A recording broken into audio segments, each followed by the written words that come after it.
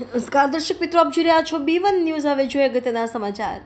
સમસ્ત શિનોર ST/SC સમાજ દ્વારા શિનોર મામલતદારને આવેદનપત્ર આપવામાં આવ્યું।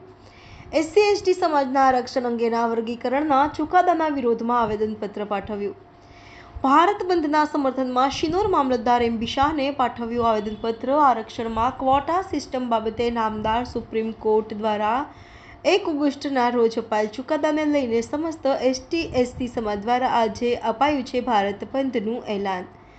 બોલો બોલો જય ભીમ બોલો, અનામત કોટા સિસ્ટમ બંધ કરોના સૂત્રોચ્ચાર સાથે આવેદનપત્ર પાઠવવામાં આવ્યું। શિનોર તાલુકા સેવા સદન કચેરી ખાતે કોઈ અનિચ્છનીય બનાવ ન બને તેના ભાગરૂપે પોલીસ બંદોબસ્ત ગોઠવાયો। સમસ્ત ST/SC સમાજ શિનોરના આગેવાનો ઉપસ્થિત રહ્યા। Reporter Mehul Patel, B1 news, Shinor.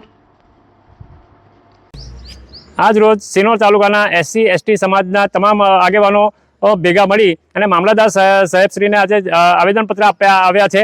અને એમાં ખાસ કરીને એ મુદ્દો છે કે પહેલી ઓગસ્ટે સુપ્રીમ કોર્ટ દ્વારા જે ચુકાદો આપવામાં આવે છે અને એની અંદર અનામતના અંદર વર્ગીકરણનો જે ચુકાદો આપવામાં આવે છે એ વર્ગીકરણના મુદ્દાથી એ SC/ST સમાજના લોકોને એક વસ્તુ ધ્યાન પર આવે છે કે આ બિલ પસાર થવાથી સમાજની અંદરના સમાજની અંદર ભાગલા પડશે અને એ ભાગલા પડવાથી સમાજ વેરવિખેર થશે તેવી ભીતિ પણ સતાવી રહી છે।